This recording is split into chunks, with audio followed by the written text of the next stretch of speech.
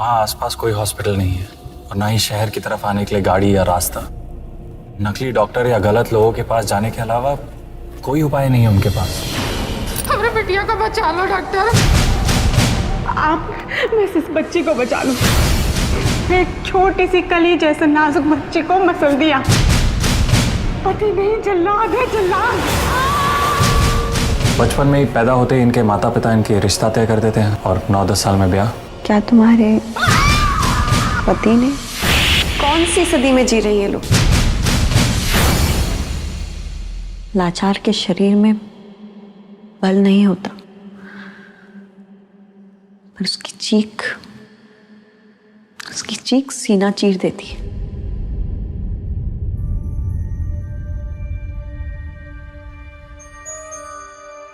गांव का रास्ता तो शहर तक जाता है, पर हर शहर का रास्ता गांव तक नहीं लौटता। और इसीलिए मैं अपने गांव लौटी हूं, ताकि मैं अपने गांव और आसपास के सभी गांव जहां पर अस्पताल नहीं है, डॉक्टर्स नहीं हैं, उन सब तक पहुंच सकूं। एक एक तक पहुंचकर उनके आंसू पोंछ सकूं।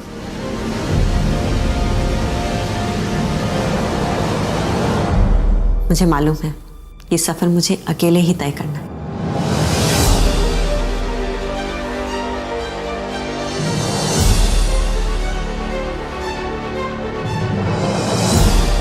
हिम्मत ही वो ताकत है जिसके सहारे इंसान समंदर की हर विपरीत लहर को बिना झुके पार कर सकता है।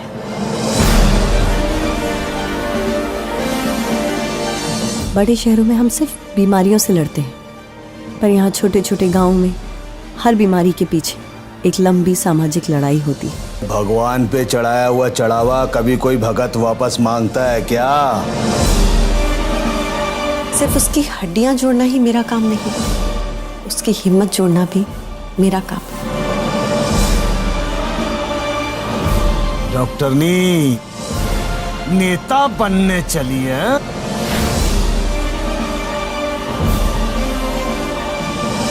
डॉक्टर स्नेहा के सामने रोज एक नई चुनौती है। हर क्षण एक संघर्ष है। सिर्फ छेड़ कर नहीं, जरा एक बार उनके साथ खेल कर भी तो देखो, तब ना कोई लड़का होगा और ना कोई लड़की होगी, सब बस खिलाड़ी होंगे। स्नेहा माथुर है ना, इन्हें तबाह करना है। इज्जत और ईमानदारी की दो रोटी मन भी भरती है और पेट भी। सच को दबाने के लिए लोग किस हद तक जा सकते हैं, उसका अंदाजा लगाना भी मुश्किल है।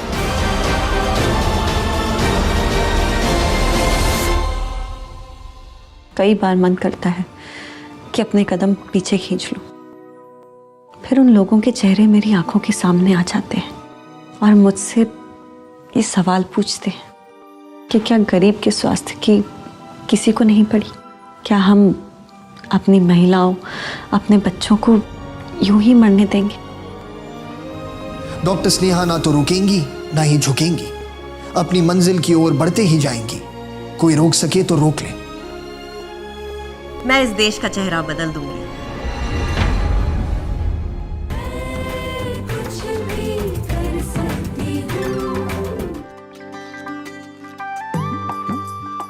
अब कैसी तबीयत है बाबूजी? हाँ, भाई जिसका इलाज डॉक्टर स्नेहा माथुर कर रही हो, तो बीमारी की क्या मजाल, एकदम फिट और फाइन। लेकिन एक बात का अफसोस है बेटा। किस बात का अफसोस? वो चौपाल के प्रोग्राम में मैं नहीं जा सका। सारा गांव उसकी बहुत तारीफ कर रहा है। पर बाबूजी, उस प्रोग्राम का असली असर तो तब होगा जब लोगों की बुरी आदतों में बदलाव आए।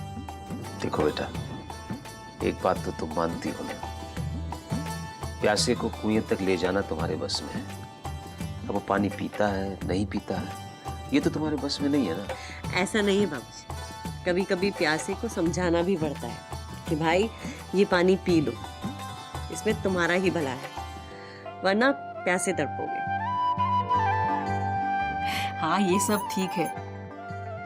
अभी तो सरकार ने हमारे गांव को सर्टिफिकेट भी दे दिया है। अब हम बन गए वो ODF, ओपन डेफिकेशन फ्री। वो क्या होता है? इसका मतलब ये है माँ कि अब हमारे गांव के 100% लोगों ने खुले में शौच करना बंद कर दिया है। ये हमारे लिए बहुत ही गर्व की बात है। अब अगले गांव जाएगी तू उन्हें सर्टिफिकेट दिलवाने? नहीं माँ, अभी हमारे गांव में कितना काम करना बाकी है, बहुत कुछ है। ये तो बस शुरुआत है। लेकिन बेटा एक अच्छी शुरुआत है। बेटा मुझे एक बात बता, तेरी जिंदगी की शुरुआत कब होगी? मेरी जिंदगी। यही तो खामी है तुम डॉक्टरों में, खुद का इलाज करने का ख्याल ही नहीं आता तुम्हें। मेरा इलाज क्या हुआ है मुझे? जैसे तो कुछ जानती ही नहीं। बेटा उम्र हो रही है तेरी, ना ब्याह ना वारिस। मेरे नसीब में ना तो जैसे नाती नातिन का सुख ही नहीं लिखा है। तुम भी अब कौन सी बात लेके पीछे पड़ गई? इतनी अच्छी बच्ची है हमारी, समझदार है, सही समय आने पर वो काम भी कर लेगी। तो फिर जब अर्जुन को कोई ऐतराज नहीं वही है तो मंगेतर भी कैसा मिला है इसे? पिछले जन्म में जरूर तपस्वी रहा होगा, और ऐसे ही चलता रहा ना तो उसे डॉक्टर स्नेहा मिले ना मिले, मोक्ष अवश्य मिलेगा। दोस्तों आप सुन रहे हैं पिता वाणी, बुआ जी और मुन्ना की जुबानी। नमस्कार, मैं हूँ आपकी बुआ जी, आपकी सेवा में। और नमस्कार, मैं हूँ आपका दोस्त मुन्ना, बुआ जी और आपकी सेवा में। आज हमारे साथ यहाँ पर एक खास मेहमान उपस्थित है, हमारे गांव की लाडली बिटिया पन्ना। बुआ जी, मुन्ना भैया नमस्ते, और गांव वालों को मेरा प्रणाम। हाँ हाँ तो पन्ना। बुआ जी पन्ना नहीं, अब पन्ना हमारे गांव की आशा दीदी बन गई है। आशा दीदी के लिए तालियां। सारे गांव को हमारे नई आशा दीदी पर गर्व है।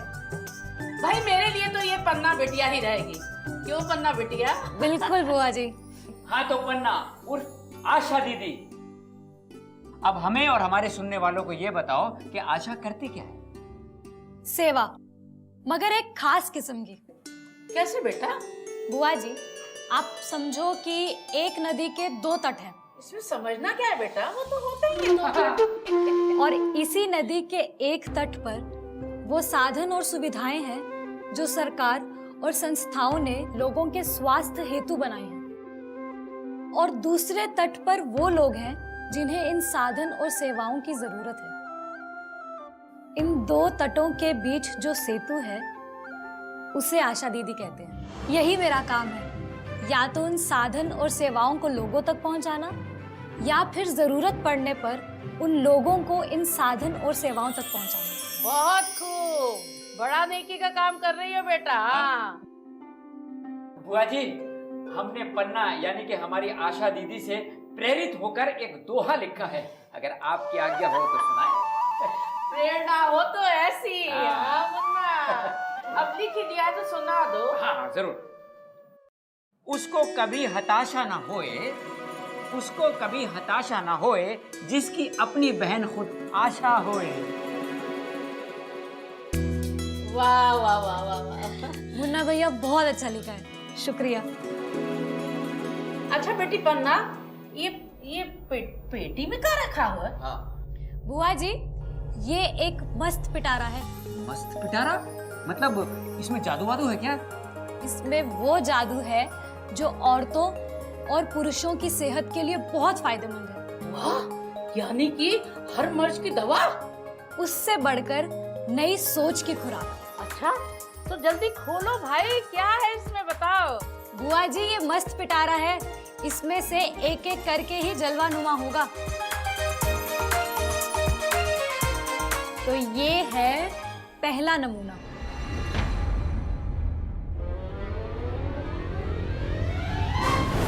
ये तो कंडोम है। हाँ, यानी 2 बच्चों के बीच अंतर रखने का सरल उपाय। ये तो बस कॉन्डम की कहानी की शुरुआत है। शुरुआत? मतलब इसकी कहानी भी है?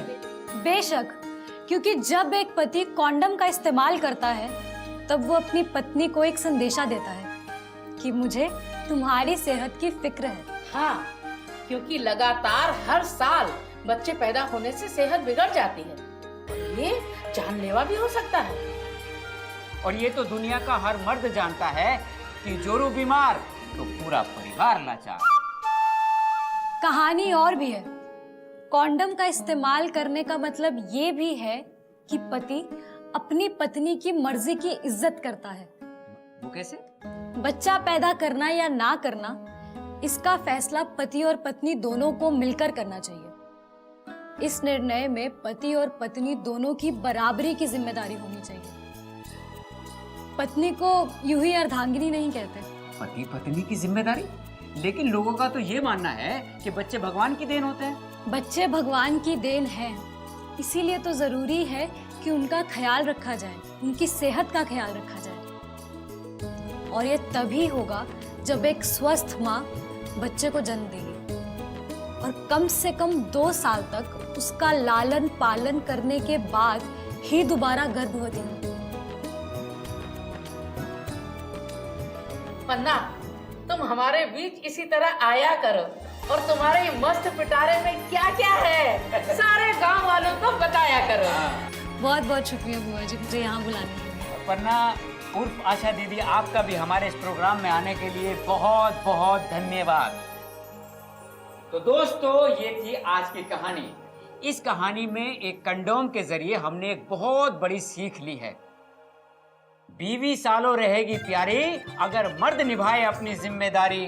गांव गांव में भजेगा ढिंडोरा क्योंकि आशा दीदी के पास है मस्त पिटारा। ये बात, इसीलिए तो कहते हैं बुआ जी और मुन्ना अब लेंगे सबकी खैर, सच से अपनी दोस्ती, झूठ से अपना बैर। आज हमने देखा कैसे पन्ना ने अपने हादसे से उभरकर आशा दीदी का ओहदा पाया और आज पन्ना ने मस्त पिटारा के बारे में जो बातें बताई उनमें हम सब के लिए एक सबक है। औरत और मर्द अलग जरूर है पर उनके बीच रिश्ता हमेशा बराबरी का ही होना चाहिए। इनमें ना कोई छोटा है ना बड़ा, ना ताकतवर ना कमजोर। और एक बात गौर करने वाली, क्या मोती की माला में से कोई एक मोती ये कह सकता है कि वो ज्यादा महत्वपूर्ण? घर, परिवार, समाज, संस्कार, ये सब भी एक ही मोती की माला में पिरोए मोती है। अगर ये माला टूट जाए तो हार की कोई कीमत नहीं। पन्ना और उसका मस्त पिटारा अभी तो बस शुरुआत है, देखिए उसमें से और क्या क्या निकलता है। दोस्तों, आप सुन रहे हैं प्रतापवाणी, बुआ जी और मुन्ना की जुबानी। नमस्कार, मैं हूँ आपकी बुआ जी, आपकी सेवा में। और मैं आपका दोस्त मुन्ना, बुआ जी की और आपकी सेवा में। आज हमारे साथ एक बार फिर से हैं पन्ना, यानी कि हमारे गांव की आशा दीदी अपने पिटारे के साथ। पन्ना, आज तुम अपने पिटारे से क्या निकालने वाली हो? मस्त गोली, ओरल कॉन्ट्रासेप्टिव पिल्स, यानी कि गर्भ निरोधक गोलियां, खास औरतों के लिए। तो फिर मैं यहाँ क्या कर रहा हूँ? मैं चला। अरे बैठ, अरे सीख रहा है ना, जब तेरी जोरू आएगी ना उस दिन के लिए। बिल्कुल सही कहा है बुआ जी। मर्दों को खास जरूरत है परिवार योजना के तरीकों को समझने की। लेकिन पन्ना, रुक्मिणी कह रही थी कि ये गोली लेने के बाद मोटापा होता है। छोटा मुंह बड़ी बात। बुआ जी, सेहत तो आपकी भी माशाअल्लाह है। आपने कितनी गोलियों का सेवन किया है? हटनी गोली, मजाक करती है। हाँ? अभूतपूर्व बुआ जी की टिंगल। नहीं मुन्ना भैया, मैं बस उदाहरण देके बात को समझा रही हूँ। वजन का बढ़ना या घटना आम बात है उन औरतों में भी जो इन गोलियों का सेवन नहीं करते। इनका गोलियों से कोई ताल्लुक नहीं, मगर कहीं कहीं देखा गया है कि इन गोलियों का सेवन करने से वजन थोड़ा बहुत बढ़ा है, लेकिन उसे सही चीजें खाने से संभाला जा सकता है। अच्छा पन्ना, ये बताओ कि इस गोली को कब इस्तेमाल करना चाहिए? आई मीन मतलब वो करने के। मूर्ख, ये सवाल काहे पूछा रे? बिल्कुल सही सवाल है बुआ जी। इन गोलियों को परिवार नियोजन के तहत इस्तेमाल किया जा सकता है, मगर ध्यान रहे इन गोलियों का सेवन आपातकालीन स्थिति में नहीं करना चाहिए। वरना गांव वालों के मन में एक शंका हमेशा रहती है कि इन गोलियों के कुछ अनचाहे असर भी होते हैं। बेबुनियाद अफवाह है ये मुन्ना भैया। ये गोलियां बनने के पीछे बहुत सारी जांच और पड़ताल होती है। इनके छोटे मोटे असर होने के बावजूद भी इनके फायदों के आगे उनका कोई मोल नहीं है। अच्छा पन्ना, फिलहाल जो औरतें बच्चा नहीं चाहती वो इस गोली का सेवन कैसे करें? मतलब क्या तरीका है? वैसे तो दिन में एक गोली का सेवन करना काफी है, मगर बेहतर ये होगा कि आप रोज इस गोली को एक ही समय पर लें। मानो रोज शाम 8 बजे। और उससे भी बेहतर ये है कि आप खाना खाने के बाद और सोने से पहले इसका सेवन करें। इससे जो शरीर में हल्की सी सनसनी होती है वो भी नहीं होगी। सुन लिया गांव वालों, अपनी महिलाओं की सेहत का ख्याल खुद ही है बनाना। डॉक्टर और आशा दीदी की मानो, अफवाहों पे मत जाना, समझे? इसीलिए तो कहा है कि बुआ जी और मुन्ना अब लेंगे सबकी खैर। सच से अपनी दोस्ती, झूठ से अपना बैर। दोस्तों, आप सुन रहे हैं प्रताप वाणी, बुआ जी और मुन्ना की जुबानी। नमस्कार, मैं हूँ आपकी बुआ जी, आपकी सेवा में। और मैं आपका दोस्त मुन्ना, बुआ जी और आपकी सेवा में। नमस्कार, मैं आपकी पन्ना, आपकी आशा दीदी और आपकी सहेली भी। वाह भाई वाह पन्ना, अरे तुम तो बड़ी जल्दी सीख गए रेडियो के जुमले। सब मुन्ना भैया की सोबत का असर है। नहीं बुआ जी, मुद्दे पर आते हैं। पन्ना, पिछली बार तुमने अपने मस्त पिटारे में से मस्त गोली यानी कि OCP की चर्चा की थी। इस बार तुम्हारा ये पिटारा क्या रंग दिखाने वाला है? आज हम उस खतरे की बात करेंगे जो कॉन्डम का इस्तेमाल ना करने से हो सकता है, जैसे कि अनचाहा गर्भ। शाबाश, ये तो गांव-गांव की समस्या है और इस पर हमारा समाज चुप्पी साधे बैठा है। अगर गर्भपात की नौबत आ जाए तो सबसे अहम सावधानी ये है कि ये कराया सही समय पर जाए, नहीं तो महिला की जान को खतरा हो सकता है। और वो सही वक्त क्या है गर्भपात के ऑपरेशन का? गर्भ धारण करने के 20 हफ्ते तक। और एक जरूरी बात, ये ऑपरेशन लड़की पैदा होने को रोकने के लिए नहीं कराना चाहिए। ये एक अपराध है और इसकी सजा भी बहुत सख्त है। एक बात कहूं, ये मर्द बड़ी बेरहमी से कह देते हैं कि लड़की को गिराना है। दरअसल ये लड़की शब्द ही गलत है। अरे वो कह के तो देखें कि बेटी को गिराना है, फिर हम देखें कितने लोग हिम्मत करते हैं ऐसा कहने की। वाह बुआ जी, क्या बात कही है आपने। हमेशा की तरह डंके की चोट पर आपसे प्रेरित होकर हमने एक दोहा लिखा है। अगर आपकी आज्ञा हो तो सुनाए। बहुत दोहा लिखते हो, अब लिख ही दिए हो तो सुना भी दो। जिसे लड़की गिरानी हो, जिसे लड़की गिरानी हो, खुद बैठ करे विचार, खुद ही सोचे क्या बेटी बिना चलेगा संसार। वाह, क्या बात है मुन्ना भैया। लोग टेस्ट करवाकर लड़कियों को दुनिया में आने नहीं देते। ऐसा क्यों करते हैं? लड़की बोझ नहीं, वो एक चमत्कार है। आप ही के वंश को जीवित रखने का वरदान है। अपने दिल पर हाथ रखकर कहिए, अगर फैसला आपके हाथ में होता तो क्या आप अपनी माँ, बहन या बीवी को इस दुनिया में आने से रोक देते? दोस्तों, आप सुन रहे हैं प्रताप वाणी, बुआ जी और मुन्ना की जुबानी। नमस्कार, मैं हूँ आपकी बुआ जी, आपकी सेवा में। नमस्कार, मैं हूँ आपका दोस्त मुन्ना, बुआ जी और आपकी सेवा में। हमारे साथ एक खास मेहमान है, एक अतरंगी, सतरंगी और मस्तरंगी एक शख्स जिनका नाम है कंडोम बाबा। बुआ जी और मुन्ना के साथ सारे सुनने वालों को कंडोम बाबा का प्रेम और स्वस्थ भरा प्रणाम। प्रणाम। आप हमारे सुनने वालों को सबसे पहले ये बताइए कि आपका नाम कंडोम बाबा कैसे पड़ा? ना ना ना ना, ये नाम पड़ा नहीं है, स्वयं मैंने रखा है। इसकी कोई खास वजह बाबा? बुआ जी, अक्सर लोगों को समझ में नहीं आता, मगर कॉन्डम और स्वास्थ्य में गहरा कनेक्शन है। कनेक्शन? वो कैसे बाबा? सबसे बड़ी बात, ये एक गर्भ निरोधक है, मगर साथ ही साथ ये रक्षा कवच भी, जो हमें बीमारियों से बचाता है। कुछ बीमारियां ऐसी हैं जो शारीरिक संबंध करने से हो सकती हैं, मगर कॉन्डम के इस्तेमाल से इस रोग संचार से हमें पूरी सुरक्षा मिलती है। फिर चाहे वो मियां बीवी क्यों ना हो। मियाँ बीवी के बीच भी? खास कर मियां बीवी के बीच। इसलिए मैंने मस्तबंदी नाम रखा है। मस्तबंदी? यानी नसबंदी का फायदा बिना नसबंदी के। समझ लो, कॉन्डम वो अनार है जो 100 बीमारियों को भी पूरा पड़ेगा। ये बात हमें कुछ समझ नहीं आई। बुआ जी, आपको तो पता है, कुपोषण यानी मेल न्यूट्रिशन हमारे देश की सबसे बड़ी समस्या है। सरकार लगातार जुटी हुई है इसके समाधान में। उसका भी कनेक्शन कॉन्डम से है। पोषण और कंडोम का क्या कनेक्शन बाबा जी?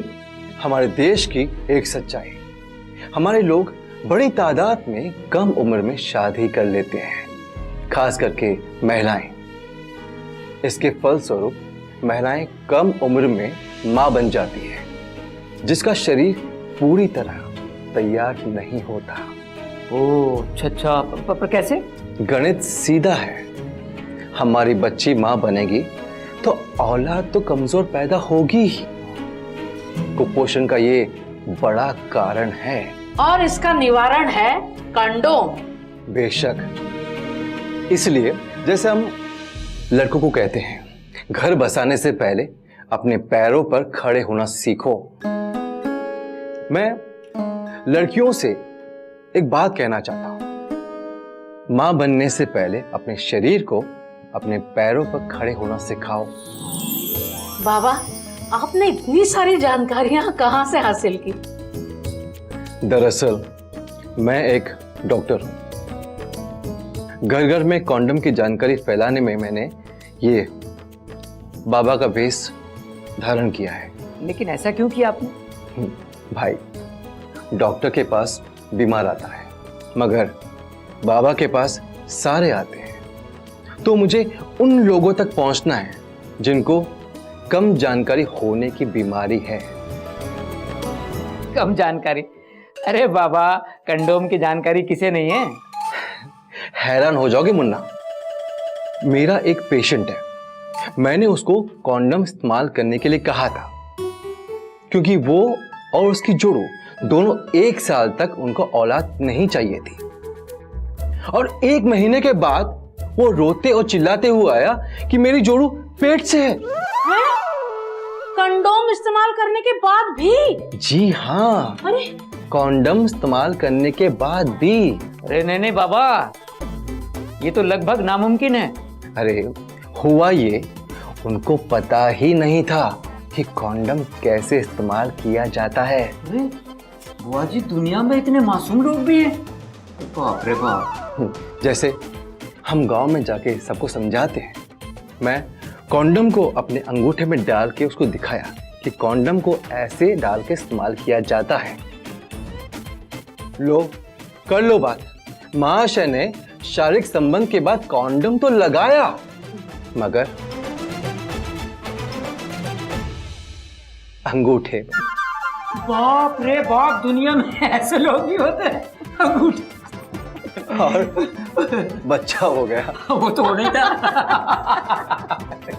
फिर क्या बताओ, शारीरिक संबंध के बारे में हर कोई जानता है, मगर सुरक्षा और स्वास्थ्य के लिए कोई नहीं जानता। आधी जानकारी हमारे शरीर के लिए, हमारे स्वास्थ्य के लिए हानिकारक है, खास करके महिलाएं। कोटि कोटि सावधानियों के हैं बड़े बड़े फायदे, ये हम सबको समझना चाहिए। बिल्कुल, इसीलिए हम सब बोलेंगे कंडोम बाबा की जय। दोस्तों, असली बाबा वही जो असल में सबका उद्धार करे। हाँ तो दोस्तों, ये चर्चा हम जारी रखेंगे और आगे कंडोम बाबा से फिर मिलेंगे और मस्तबंदी के बारे में और आगे जानकारी प्राप्त करेंगे। और इसी बात पर बुआ जी और मुन्ना अब लेंगे सबकी खैर। सच से अपनी दोस्ती, झूठ से अपना बैर। आज हमने देखा कॉन्डम बापा ने मजाकिया तरीके से कितनी बड़ी बात कह दी। अनचाहे गर्भ को रोकने के लिए जितने भी तरीके हैं, कॉन्डम, गोली, आईयूडी, इंजेक्शन, ये आमतौर पर उपलब्ध है निःशुल्क। फिर भी हम इन तरीकों के बारे में कितना कम जानते हैं। कोई भी पीएचसी या आशा दीदी या स्वास्थ्य कर्मी आपको ये जानकारी दे सकता है। आपको सिर्फ पूछना है ताकि आप फैसला कर सकें कि आपके लिए कौन सा तरीका उचित है। तो जाइए, मिलिए आशा दीदी से या फिर पहुंच जाइए पीएचसी में। याद रखिएगा, ये आपका हक बनता है। दोस्तों, आप सुन रहे हैं प्रताप वाणी, बुआ जी और मुन्ना की जुबानी।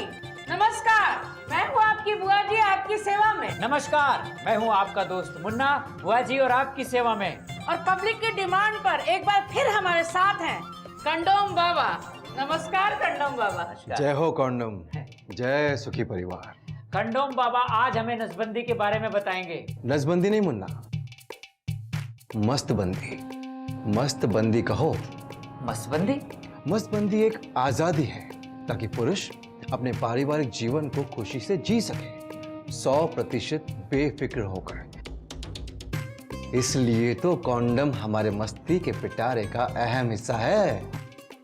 मगर कुछ लोग मानते हैं बाबा कि मस्तबंदी कराने से पुरुष की कुछ क्षमता कम हो जाती है। बकवास है। आयुर्वेद से लेकर आधुनिक विज्ञान तक मैं इस बेबुनियाद अफवाह का आज तक मुझे कोई सबूत नहीं मिला। तो लोग ऐसा क्यों सोचते हैं बाबा? सोचने का पैसा नहीं लगता। लोग तो महामारी को भी श्राप मानते हैं, पर आज हम जानते हैं औरतों के लिए महामारी नैसर्गिक है, नेचुरल है। एक बात बताओ मुन्ना, क्या तुम अपने आप को नामर्द समझते हो? अरे बाबा, ये कैसी बात कर रहे हैं आप? क्योंकि तुम्हारी मूछें नहीं है। कुछ लोग तो मानते हैं मर्दानगी मूछों से होती है, तुम्हारी तो मूछें है ही नहीं। पर अस्पताल में मैंने तुम्हारे मेडिकल टेस्ट के कागजात देखे हैं। शारीरिक तौर पर तुम हर गुण संपन्न पुरुष हो। बेशक हो। मगर एक सोच ये भी है कि मस्तबंदी कराने से पुरुष की शारीरिक क्षमता कुछ कमजोर हो जाती है और रोजमर्रा की कार्यशीलता में भी कमी आ जाती है। ये पहली अफवाह की औलाद है। नसबंदी करने से कोई कमजोरी पैदा नहीं होती। यह साधारण ऑपरेशन आराम से सुलटाया जाता है। इस ऑपरेशन में ना कोई छुरी ना कोई नोकीली चीज का उपयोग किया जाता है। लेकिन बाबा, कुछ लोगों का मानना है कि ऑपरेशन के बाद उन्हें थकान जल्दी महसूस होने लगती है। कि जिनका ऑपरेशन नहीं होता क्या वो थकते नहीं है? मुन्ना, ये तो वो बात हो गई, आ बैल मुझे मार। कैसे? मान लो ज्योतिष कह दे आने वाला अगला हफ्ता आपका बुरा होगा, तो हफ्ते भर घटी हर वो बात जो आपको नापसंद है, आप सोचेंगे ज्योतिष का सत्य वचन, और गलती से कुछ अच्छा हो भी जाए तो आप उसे हादसा मानकर संभल जाओगे। बाबा, हमारा मन ही ऐसा बना है। अच्छा, तो आप तो आगे बताइए। आगे हम ये बताते हैं बुआ जी, हम गांव वालों के सामने मस्तबंदी का जीता जागता सबूत पेश कर सकते हैं। जीता जागता सबूत कैसे? आप फोन लगाइए। किसे फोन लगाऊं? बिरजू पहलवान को। ओहो, डिस्ट्रिक्ट चैंपियन, क्षेत्र केसरी बिरजू पहलवान। बबलू, बिरजू पहलवान को फोन लगाओ। लगाओ भाई, जरा दबा के लगाओ, जोर से, और दम लगाओ।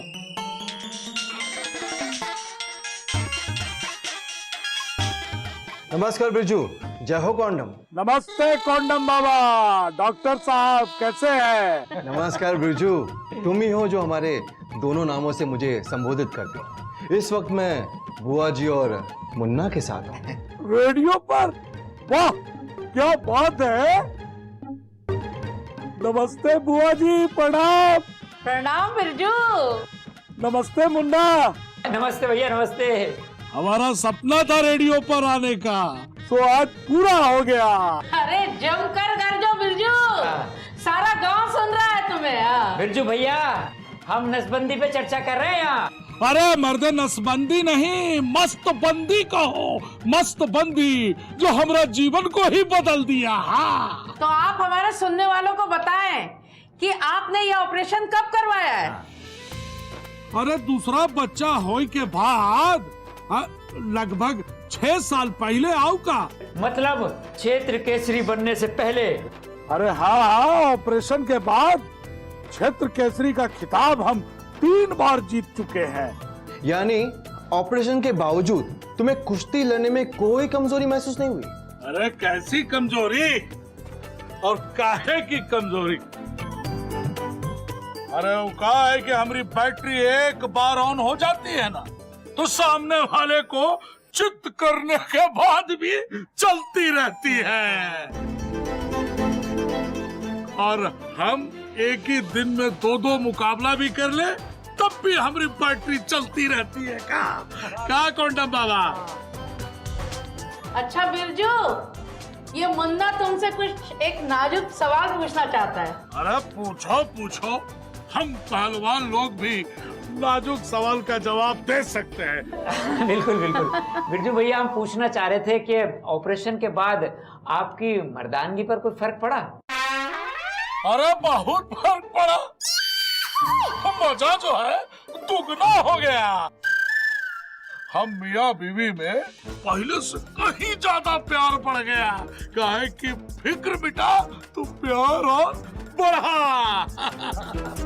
बिरजू, ये बात तुम मुन्ना और गांव वालों को जरा विस्तार में बताओ। देखो मुन्ना, एक बार कर लो मस्तबंदी, फिर हर फिक्रा से हो जाओ मुक्ति। न दिन गिनने की जरूरत, न कैलेंडर देखने की जरूरत। जब दिल किया प्यार किया, ना अनचाही औलाद का डर, ना कोई फिक्र। ये आजादी हर पुरुष को उपलब्ध है।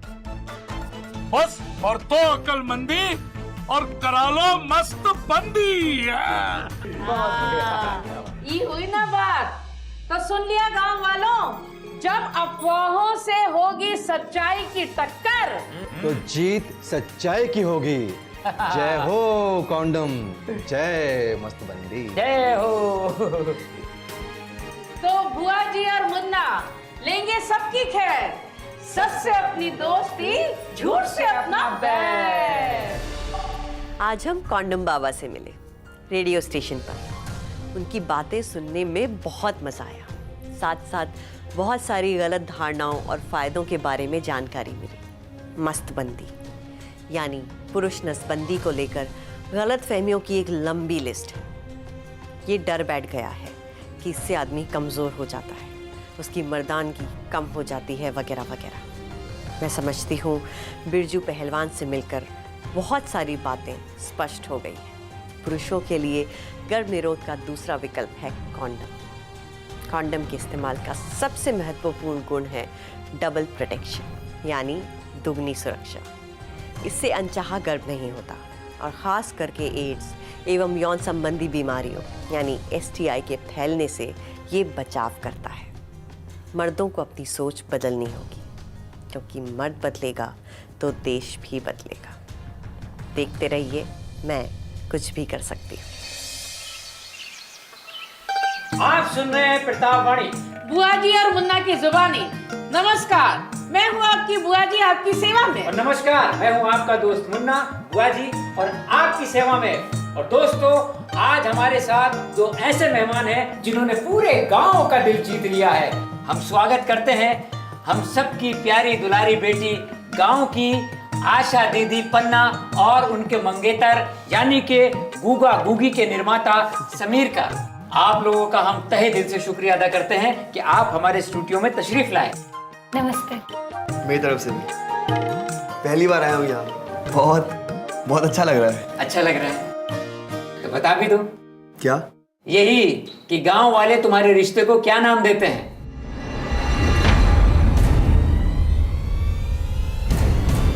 क्या? लंबी सगाई अरे भैया, गांव वाले पूछना चाहते हैं कि आप लोग शादी कब कर रहे हैं? अरे रहने भी दो मुन्ना। अरे सगाई जितनी लंबी हो ना उतना अच्छा। बिल्कुल बुआ जी, मैं और समीर आपकी इस बात से बिल्कुल सहमत हैं। भाई मैं इस बात से सहमत नहीं हूँ। जब मियाँ बीवी हो राजी तो क्यों बेरोजगार रहे काजी, बताओ। अरे बुड़बक कहीं का, सगाई एक बुआई की तरह होती है भाई, बीज को उगने में भी समय लगता है ना, ऐसे ही समय देना भी चाहिए भाई, तभी तो प्यार की फसल भी अच्छी उगेगी। हाँ क्यों? बुआ जी आप ही के शब्दों में ई बात। क्या बात बुआ जी, हम कुछ भी नहीं समझे, हमारी समझ में कुछ नहीं आया। मेरा मानना है कि शादी एक बराबरी का रिश्ता है, इसमें उम्र के अलावा लायकी पे भी ध्यान देना चाहिए। जब मैं अपने पैरों पे खुद खड़ा हो जाऊंगा और पन्ना घर और बाहर दोनों की जिम्मेदारी उठाने के लिए तैयार हो जाएगी, शादी हम तभी करेंगे, और तब तक के लिए लंबी सगाई।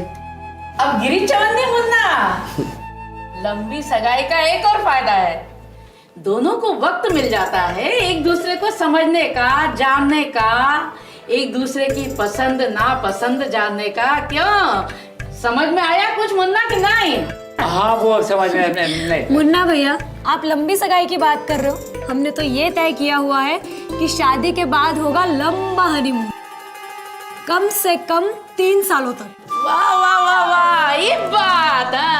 अरे क्या बात बुआ जी, ये भी हमारी समझ में नहीं आया।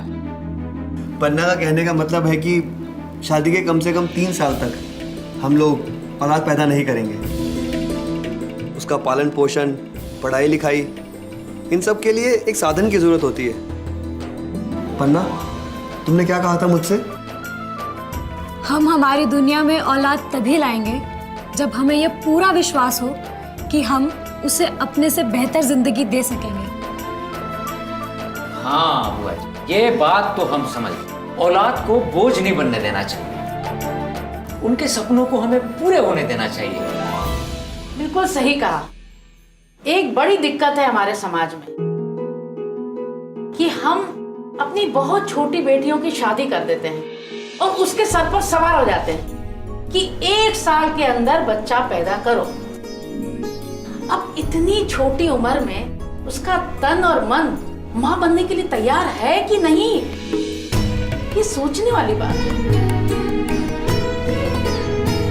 हम जब अपने बच्चे को ही बच्चा पैदा करने के लिए बोलेंगे तो ये कुपोषण को न्योता देना हुआ ना। बिल्कुल बुआ जी, अब तो विज्ञान ने भी ये साबित कर दिया है कि अगर हट्टा कट्टा बच्चा पैदा करना है तो औरत की उम्र कम से कम 20 साल से ज्यादा होनी ही चाहिए, क्योंकि उसी उम्र तक उसका शरीर अच्छे से तैयार रहता है और एक अच्छी समझदारी भी बनती है। और नहीं तो क्या भाई, शादी करो तो प्यार पाने का हक तो बनता ही है।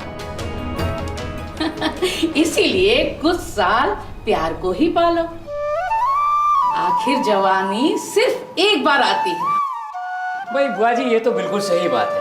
अच्छा चलो समीर मियाँ, आप ये बताओ कि तुम्हारे गुगा गुगी के क्या हाल हैं? लोग जानना चाहते हैं। छोटे में बताऊं तो? हाँ छोटे में बताओ। हाँ तो छोटे में बताऊं तो गुगा गुगी है रिश्तों का मनोरंजन। इनका लक्ष्य है लोगों के दिलों को मिलाना और हर दिन को एक त्योहार बनाना। वाह वाह, क्या बात कही है तुमने, तो दिल खुश कर दिया। इन लोगों से बात करके मेरा मन भी बहुत खुश हो गया है। हम आप लोगों से भी इजाजत चाहते हैं और अपने श्रोताओं से भी। फिर मिलेंगे इसी उम्मीद के साथ। आप बस खुशियों के त्योहार मनाते रहिए। क्यों बुआ जी? हाँ, इसी बात पर बुआ जी और मुन्ना अब लेंगे सबकी खैर। सच से अपनी दोस्ती, झूठ से अपना बैर। क्या हो गया है तुम्हें अर्जुन? इतने कम समय में कितने बदल गए हो? स्नेहा, अपने आसपास देखो क्या हो रहा है। हम किस तरह के इंसान बन रहे हैं, और अगर ऐसे ही चलता रहा ना तो गरीब इंसाफ और नाइंसाफी के बीच के फर्क को समझ नहीं पाएगा। आज अदालत में जो हुआ उसका बहुत गहरा असर पड़ेगा आम लोगों पर। वो लोग इंसाफ के दरवाजे पर बड़ी संख्या में दस्तक देंगे। कानून और न्याय में उनका विश्वास और भी बढ़ेगा। तुमने उन लोगों को उम्मीद की एक नई रोशनी दी, पर अगर तुम पीछे हट गए तो वो लोग टूट जाएंगे। और तुम्हें तोड़ने की पूरी कोशिश की जाएगी अर्जुन।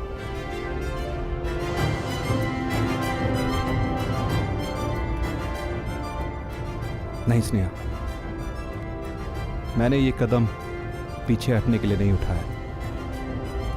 यहाँ गांव में लोगों ने मुझे एक नया मकसद दिया है, जीने का नया तरीका सिखाया। अच्छा है, शादी के बहाने ना सही, गांव वालों की वजह से ही सही, हमारा मिलना जुलना तो बढ़ेगा। और लंबी सगाई चलती रहेगी।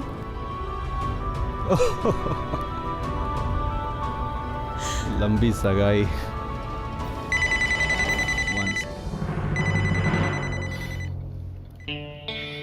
घबराने की कोई बात नहीं है, डॉक्टर स्नेहा भी आते ही होंगे, आपको आपके सभी सवालों के जवाब मिल जाएंगे।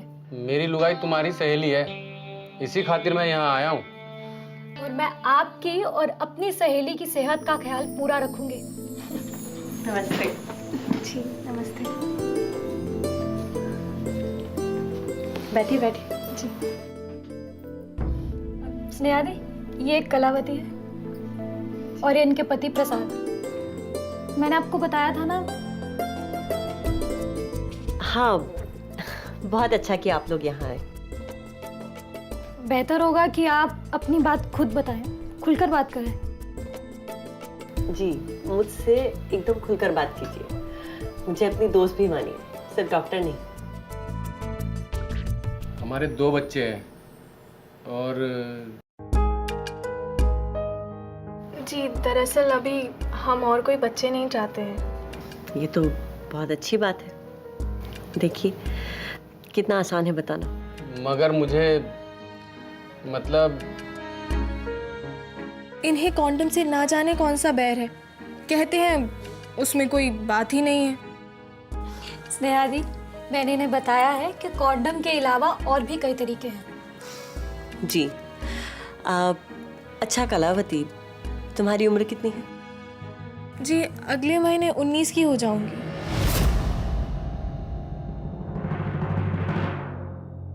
इतनी कम उम्र में 2 बच्चे पैदा करना अच्छा नहीं है, सेहत के लिए बहुत नुकसानदायक है। तो अब क्या करना होगा? देखिए, कॉन्डम एकमात्र उपाय नहीं है अनचाहे गर्भ से बचने का। परिवार नियोजन के और भी कई तरीके हैं, महिलाओं के लिए भी हैं, जैसे कि आईयूडी, गोलियां और अब तो इंजेक्शन्स भी हैं। मगर मेरा दोस्त कहता है। जी? वो कहता है कि किसी उपाय की जरूरत नहीं है। औरत की महामारी का दिन देखकर अपने आप हिसाब लगा लो तो। ये सच है कि कुछ दिन ऐसे होते हैं जब औरत गर्भवती नहीं हो सकती, लेकिन उन दिनों का तसल्ली से ध्यान रख पाना थोड़ा मुश्किल होता है। और अगर कहीं गलती से कलावती गर्भवती हो गई तो? वो कहता है कि बच्चा गिराया जा सकता है।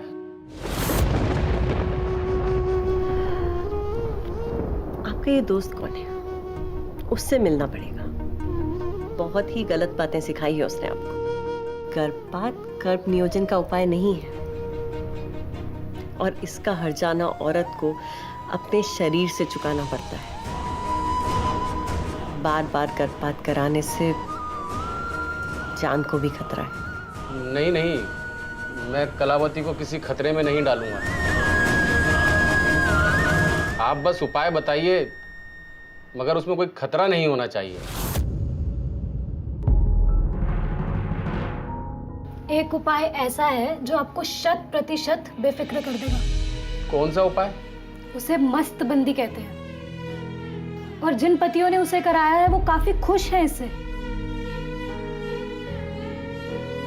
आप नसबंदी की बात कर रही हैं? जी हाँ, उसे मस्तबंदी माना जाता है, क्योंकि वो है फिक्र का अंत और प्यार करने की पूरी आज़ादी। नहीं, उससे तो मर्दानगी पर असर पड़ता है। ना तो मर्दानगी पर असर पड़ता है और ना ही सेहत पर। इस बात की गारंटी मैं लेती हूँ। हमें चलना चाहिए। कुछ बात है क्या? एक ही बात है पन्ना, इन्हें करने में कोई झिझक नहीं होती और उसी बारे में बात करो तो शर्म से पानी पानी हो जाते हैं। डॉक्टर जी साहिबा, आप ही समझाइए ना इन्हें, मैं तो हार गई हूँ अब। नहीं कलावती, हम तुम्हें हारने नहीं देंगे। मैंने तो उन्हें साफ कह दिया है कि या तो कोई उपाय निकालो या फिर रोज रात को खटिया बाहर निकाल के सोया करो अकेले।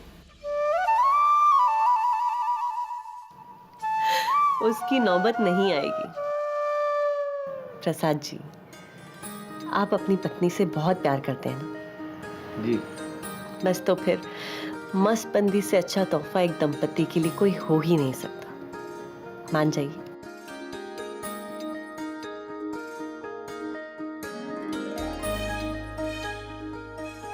अगर मस्तबंदी करवा लूं तो? मस्तबंदी में कोई दिक्कत नहीं है, बहुत ही आसानी से किया जा सकता है। काट छाट तो होगी ही। स्नेहा दी, मुझे लगता है कि ये मन से तो मस्तबंदी के लिए तैयार है, बस 3 औरतों के बीच में बैठ के इसके बारे में बात करने से थोड़ा। समझ गई। तुम ऐसा करो, इन्हें डॉक्टर अशोक के पास ले जाओ, बाकी की बातें वो इन्हें समझा देंगे।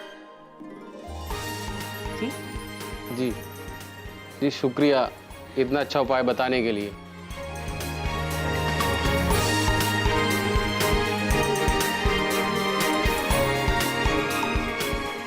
अभी हमने देखा प्रसाद का रवैया। गर्भपात को गर्भ निरोधक उपाय नहीं समझना चाहिए। इस विषय को गंभीरता से लेना चाहिए क्योंकि इसका महिला के शरीर पर भारी असर पड़ता है। गर्भपात हमेशा मेडिकल डॉक्टर द्वारा ही किया जाना चाहिए और वो भी सिर्फ आपातकालीन स्थिति में। आप ही सोचिए, गर्भ निरोध के लिए कई उपाय आसानी से उपलब्ध हैं, जैसे कॉन्डम, आईयूडी या कॉपर टी, गर्भ निरोधक गोलियां या डिम्बांतरा सुई। इतने सारे विकल्प आपके हाथ हैं, तो फिर गर्भ रोकने के लिए अपनी पत्नी की सेहत और परिवार की खुशहाली को दांव पर क्यों लगाना। पन्ना के मस्त पिटारे में झांकिए, आपको गर्भ निरोधक के सारे सुरक्षित उपाय मिल जाएंगे, या फिर नजदीक के किसी भी पीएचसी तक पहुंच जाइए। देखते रहिए, मैं कुछ भी कर सकती हूँ। दोस्तों, आप सुन रहे हैं प्रताप वाणी। बुआ जी और मुन्ना की जुबानी। नमस्कार, मैं हूँ आपकी बुआ जी, आपकी सेवा। नमस्कार, मैं हूँ आपका दोस्त मुन्ना, बुआ जी और आपकी सेवा में। और एक बार फिर से स्वागत करते हैं अपने स्टूडियो में डॉक्टर स्नेहा का। नमस्ते। नमस्ते। क्या तुम बता सकते हो कि तुम इस दुनिया में कैसे आए? अरे ये कैसी बात कर रहे हैं आप, हमें बिल्कुल पता है। अक्सर जब बच्चे हमसे ये सवाल पूछते हैं तो हम उन्हें सीधा जवाब देने से कतराते हैं, जिसका नतीजा क्या हो सकता है आओ देखते हैं। सत्य की अदालत। सत्य की अदालत में।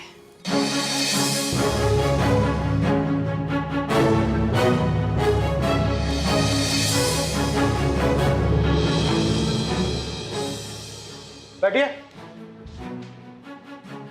हाँ भाई वकील साहब, शुरू करें। ये एक मिनट, ये सब क्या है? एक नाबालिग लड़का अपने ही पिता के खिलाफ मुकदमा दर्ज करना चाहता है? मजबूरी है जज साहब, मेरा चरित्र, मेरा कैरेक्टर पूरी तरह से बर्बाद हो जाएगा। आप इनके फादर हैं? जी सर। योर ऑनर, मेरे क्लाइंट मास्टर गुलाब का ये दावा है कि उसके पेरेंट्स उसे पोर्नोग्राफी यानी कि अश्लील फिल्में देखने के लिए, अश्लील किताबें पढ़ने के लिए, अश्लील पिक्चर्स देखने के लिए मजबूर कर रहे हैं।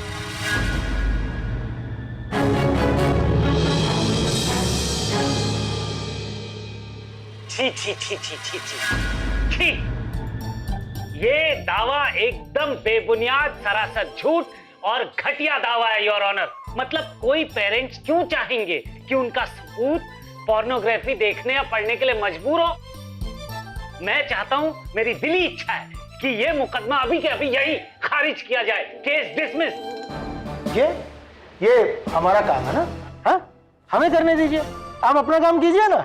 हाँ, बैठिए। अरे भाई, अदालत ये जानना चाहती है कि एक छोटे से नाबालिग बच्चे को ऐसी तो कौन सी मजबूरी आ गई जो इसे इस गंदगी की तरफ जाना पड़ा। योर ऑनर, मैं अपने क्लाइंट से कुछ सवाल करने की इजाजत चाहती हूँ। Objection your honour. किस बात पर? Objection reverse your honour.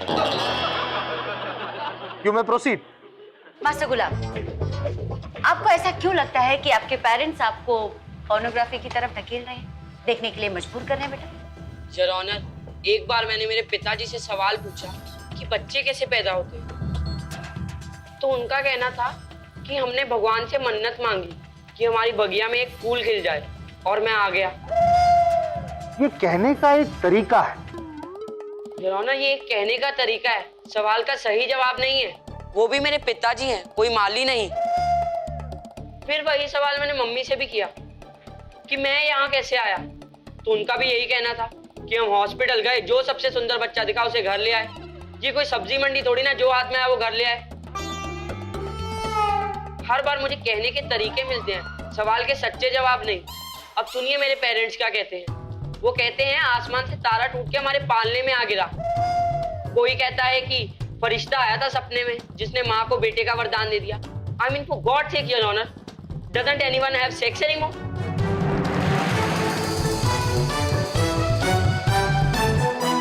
मतलब हमारी कंट्री में बच्चे बिना सेक्स के पैदा होते हैं? ऑर्डर ऑर्डर, ये बड़ा ही इंपॉर्टेंट क्वेश्चन है। देखो बेटे, सारी कहानियां रिश्तों की नजाकत पर टिके होते हैं। कहा जाए तो it's very natural. No your honour, it's not natural. जब मेरे माँ बाप मुझसे झूठ बोलेंगे तो मैं किस पे भरोसा करूं? देखो बेटा, ये सारे फलसफे, सारी फिलॉसफी, ये सब कहने की बातें हैं। इससे पोर्नोग्राफी का क्या संबंध? नहीं मतलब अरे कोई समझाओ ना इससे, मतलब। योर ऑनर, यही तो हमारी दलील है, यही तो हम दावा कर रहे हैं। इस तरह के कई बच्चे जिन्हें सेक्स की पहली नॉलेज इस तरह की पोर्नोग्राफी या फिर अश्लील फिल्में देखकर मिलती। क्यों? क्योंकि उन्हें उनके सवालों का जवाब देने वाला कोई नहीं है। Objection your honour. अब माँ बाप का यही काम रह गया कि घर में बच्चों को इतनी घटिया बात मैं तो भरी अदालत में कह भी नहीं पा रहा हूँ। यही तो नुक्स है हमारे समाज में, करते सब है, कहता कोई नहीं।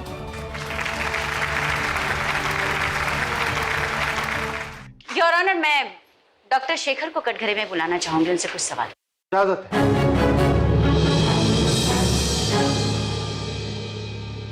नमस्ते जज साहब। डॉक्टर साहब, इस विषय में आपकी क्या विचार? अब बात इतनी है सैडली सो कि आज की पीढ़ी के एडोलेसेंस यानी 13 साल की उम्र के बच्चे सेक्स की जानकारी पहली बार पोर्नोग्राफी देखकर ही पाते हैं, जो अच्छा नहीं। अरे तो अच्छा नहीं है तो मत देखिए ना। वही तो मुद्दा है वकील साहब। ऐसी उम्र में सेक्स के बारे में बच्चों की क्यूरियोसिटी, जिज्ञासा रोकी नहीं जा सकती। अब दोनों लड़का लड़की के शरीर में तब्दीलियां हो रही होती हैं और वो इन चेंजेस को समझना चाहते हैं। अरे तो पोर्नोग्राफी में भी तो वही दिखाते हैं, सेक्स। अरे ना ना ना वकील साहब, पोर्न का नजरिया, उसका अंदाज बिल्कुल गलत है। वो बच्चे के दिलो दिमाग पे सेक्स के बारे में गलत इंप्रेशन डालता है। स्त्री पुरुष के पावन संबंध को एक तमाशे के रूप में दिखाया जाता है, सैडली सो। अरे तो आप दूर रहिए ना पोर्न से। इसके लिए माँ बाप को दोषी ठहराना कहाँ का इंसाफ है? प्यासा है तो पिएगा ना। जज साहब, अब ये हम पर, हमारे समाज पर निर्भर है कि हम अपने बच्चों को अमृत दें या जहर। अगर हम उन्हें सच नहीं बताएंगे ना, तो हमारे बच्चे पोर्नोग्राफी की तरफ ही जाएंगे। तो ऐसे में आपको क्या लगता है, क्या उपाय?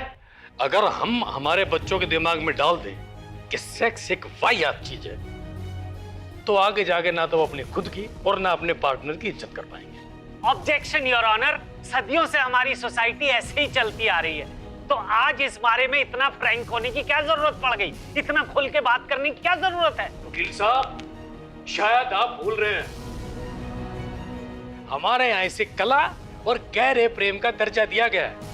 अब बच्चे तो जानकर रहेंगे जज साहब कि ये सच्चाई है या टोटल मिस इन्फॉर्मेशन।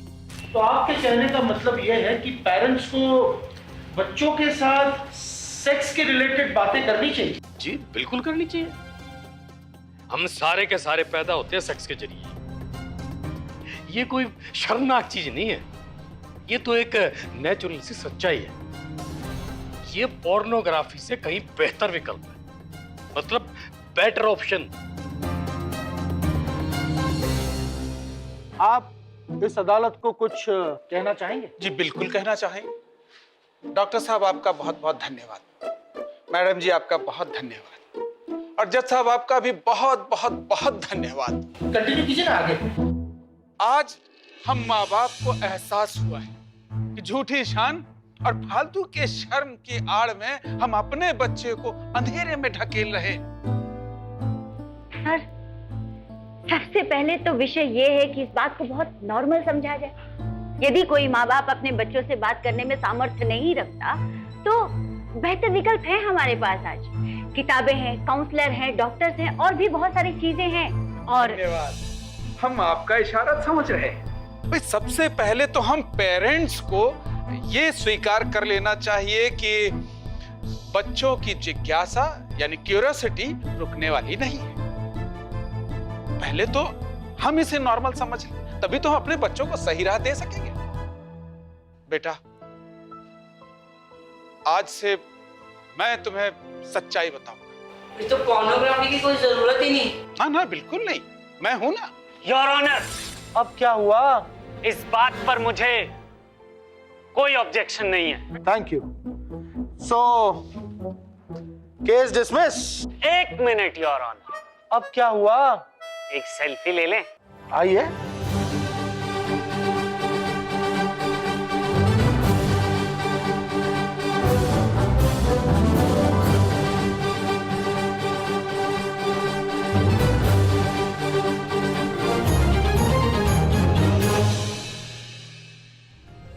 आज का केस सिर्फ दिलचस्प ही नहीं है, वो हमारे लिए एक सवाल भी लेकर आता है। माँ, मैं कैसे आई या आया?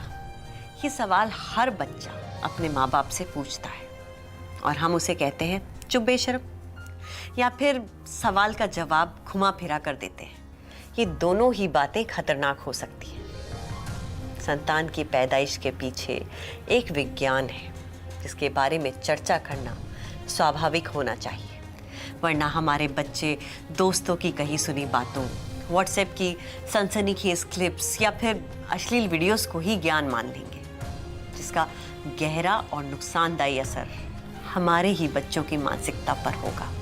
हम बच्चों को संस्कार तो देते हैं, तो साथ ही उन्हें सच्चा ज्ञान भी क्यों ना दें?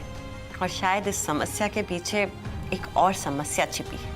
पहले तो हम बड़ों को सीखना समझना होगा कि ये विज्ञान क्या है और ये क्यों ज़रूरी है। जब हम ही अंधेरों में भटकते रहेंगे तो अपने बच्चों को क्या रास्ता दिखाएंगे? ये एक अहम, ज़रूरी और गहरा विषय है जिसके बारे में अपने बच्चों को सही जानकारी देना हम सबकी जिम्मेदारी है। देखते रहिए, मैं कुछ भी कर सकती हूँ। दोस्तों, आप सुन रहे हैं प्रताप वाणी, बुआ जी और मुन्ना की जुबानी। नमस्कार, मैं हूँ आपकी बुआ जी, आपकी सेवा में। नमस्कार, मैं हूँ आपका दोस्त मुन्ना, बुआ जी और आपकी सेवा में। हमारी आज की चुलबुली खुश मिजाज मेहमान है उई माँ सुई माँ, ये क्या हो गया? उई माँ सुई माँ। मालती उर्फ डिम्पा रानी, स्वागतम। बुआ जी, मुन्ना जी और सुनने वाले सभी श्रोताओं को मेरी यानी डिम्पा रानी की तरफ से प्यार भरी नमस्कार। नमस्कार। नमस्कार। तो सबसे पहले डिम्पा रानी ये बताइए, आपका नाम ये डिम्पा रानी कैसे पड़ा? जी, आपने पन्ना के मस्त पिटारों में इसके बारे में जरूर सुना होगा। मैं अंतरा यानी डिम्पा का प्रचार करती हूँ। गर्भ निरोधक का सरल और सुरक्षित उपाय 3 महीने में एक बार लगवाओ और मस्त हो जाओ। वाह, क्या बात है! 5 मिनट का काम, 3 महीने का आराम। डिम्पा रानी जी, इसके बारे में कुछ और बताइए। जी जरूर। सुई लगवाने से पहले हर महिला की अच्छी तरह से जांच होती है और इस जांच का ये फायदा है कि इससे पता चलता है कि अगर महिला गर्भवती हो या उसमें ब्रेस्ट कैंसर के लक्षण दिखाई दे तो वो पहचाने जाते हैं और उसका इलाज किया जाता है। थोड़ा सा और विस्तार में बताइए ना। जी ज़रूर। देखिए बुआ जी, कुछ महिलाओं में इसके ऐसे असर देखे जाते हैं कि जैसे सुई लगवाने से रक्त का बहाव बढ़ता है और कुछ में 3-6 महीने के लिए वजन हल्का फुल्का बढ़ता है और कई बार मासिक धर्म भी बंद हो जाता है। पर इसमें घबराने वाली कोई बात नहीं है, आपको चिंता करने की बिल्कुल भी ज़रूरत नहीं। और बुआ जी, जिन औरतों ने इसे आजमाया है वो हर 3 महीने में हंसी खेलती PHC में सुई लगवाने आ जाती हैं। और क्या, देखो मुन्ना, तुम अच्छे से समझ लो। मैं समझ रहा हूँ, समझ रहा हूँ। और ये सुई 3 महीने तक असरदार रहती है और ये उन महिलाओं के लिए भी सुरक्षित है जो स्तनपान करवाती हैं और शारीरिक संबंधों में भी इससे कोई बाधा नहीं आती। फिर तो हर महिला ये सुई लगाने खुश होंगी। बुआ जी, अब महिलाएं तो ठीक है पर कुछ पुरुषों का प्रॉब्लम है। वो क्या? अब क्या हुआ कि एक पति पत्नी मेरे पास आए।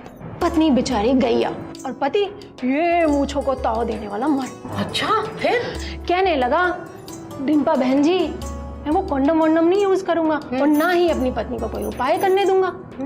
बस हमें बच्चा नहीं चाहिए और हमारा चलता रहना चाहिए। अरे ये कैसे संभव है? यही तो बुआ जी, मैंने उसे लाख समझाया पर वो मानने को तैयार नहीं। अच्छा। मैं समझ गई कि भाई ये तो टेढ़ा केस है। तो मैंने भी फट से एक तरकीब चिपका डाली। अच्छा, फिर ऐसी तरकीब?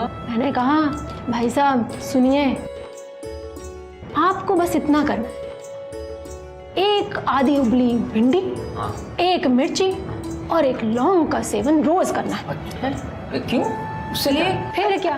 बेचारे ने शर्माते शर्माते मुझसे पूछा, डिम्पा बहन जी, इसका सेवन करने से पहले करना है या करने के बाद? मैंने भी कह दिया, भाई साहब इसका सेवन करने के बदले में करना है। मुन्ना, हम हंस जरूर रहे हैं लेकिन ये बड़े दुख की बात है। अरे नहीं बुआ जी, आपकी इस डिम्पा रानी ने इसको भी हैप्पी एंडिंग में बदलवा दिया, वो भी 1 हफ्ते में। अच्छा, वो कैसे? अब पति पत्नी के पास करने जाता तो पत्नी बड़े प्यार से कहती, सुनिए, वो कटोरी में आधी उबली भिंडी, मिर्ची और लौंग बड़ा है, खा लीजिएगा। बस फिर क्या था, दोनों पति पत्नी 7 दिन में भागते भागते PHC पहुंच गए। पत्नी को सुई लगवाई और अभी तक 1 साल में उनका बल्ले बल्ले है। ये बात। तो दोस्तों, अब यहीं पर हम अपना ये कार्यक्रम समाप्त करते हैं, लेकिन इस वादे के साथ कि आपके रेडियो पर ये मनोरंजक सीख का सिलसिला जारी रहेगा। और डिम्पा रानी, आपसे मिलकर बहुत खुशी हुई। धन्यवाद। भिंडी, मिर्ची, लौंग, इनसे ये काम हो सकता है? मैंने तो कभी सोचा ही नहीं था। डिम्पा रानी जी, आप महान हो। तो बुआ जी और मुन्ना अब लेंगे सबकी खैर। सच से अपनी दोस्ती, झूठ से अपना बैर।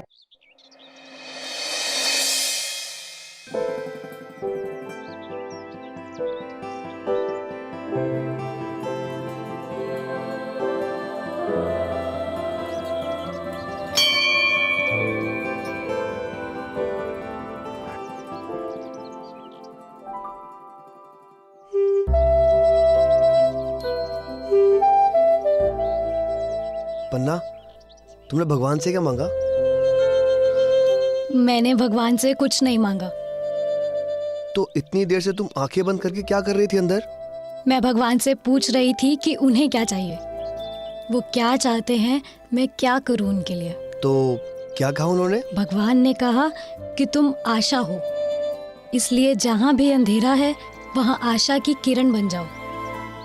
जो निराश हैं उन्हें हौसला दो, आशा दो। तुम तो बड़ी अजीब हो। यहाँ पे लोग कुछ ना कुछ अपने लिए मांगने आते हैं और तुम हो कि देना चाहती हो। समीर, भगवान से रिश्ता होता है, सौदा नहीं। और मेरे पास क्या नहीं है? घर है, परिवार है, स्नेहा दीदी का मार्गदर्शन है और क्या है? और गांव वालों का प्यार है, दुआएं हैं। मैं जब से आशा दीदी बनी हूँ, गांव वालों ने अपने घर के दरवाजे खोल दिए हैं मेरे लिए। उन्होंने दिल खोल के अपनाया है मुझे। और मैंने भी अपना दिल खोलकर अपनाया है तुम्हें। तुम तो मेरे खास साथी हो और हमेशा रहोगे।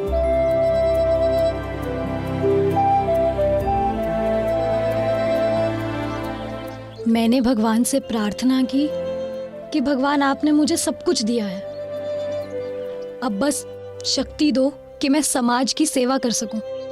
पन्ना, मैंने भी कुछ भगवान से मांगा है। क्या? मैंने तुम्हारा हाथ मांगा है। अच्छा, अचानक क्यों? वो मुझे एक बहुत बड़ी कंपनी का फोन आया है बंबई से। वो मेरे गुगा गुगी से बहुत ज्यादा इंप्रेस हुए हैं। वो मेरे साथ मिलकर उसे और बड़ा करना चाहते हैं। तो मुझे कम से कम 1 साल तक बंबई में रहना पड़ेगा। ये तो बहुत अच्छी खबर है समीर, मुबारक हो। पन्ना, मैं चाहता हूँ कि हम दोनों शादी कर लें और 1 साल के बाद वापस आकर मैं अपने साथ तुम्हें बंबई ले जाऊंगा। लेकिन समीर, मेरी जरूरत इस गांव को ज्यादा है और मैं तो यही सोचती थी कि हमने वादा किया था साथ ही हाथ बढ़ाने का। बात तो सही है, पर बड़े शहर में हम काफी बड़ी चीजें कर सकते हैं। बड़े शहर को बड़ी चीजें करने के लिए बहुत लोग मिल जाएंगे, लेकिन छोटे छोटे गांव को बड़े बदलाव की जरूरत है। समीर, तुम्हें याद है स्नेहा दीदी क्या कहती हैं? हर गांव का रास्ता शहर की तरफ जाता है, लेकिन शहर का रास्ता लौटकर गांव की तरफ क्यों नहीं आता? पन्ना, मैंने जो कुछ भी किया है आज तक सिर्फ ये सोच के किया है कि पन्ना को अच्छा लगेगा या नहीं। मैं आज जो कुछ भी हूं तुम्हें ही सोच कर बना हूं और तुम्हारे साथ जीवन बिताना ही मेरा सपना है। समीर, मैं तुम्हारे सपने को नहीं तोड़ना चाहती। शहर की चमक दमक से मैं थोड़ा बहक गया था। ठीक है, मैं बंबई जाऊंगा, लौट कर आऊंगा तुम्हारा हाथ बटाने, तुम्हारे साथ जुड़ने।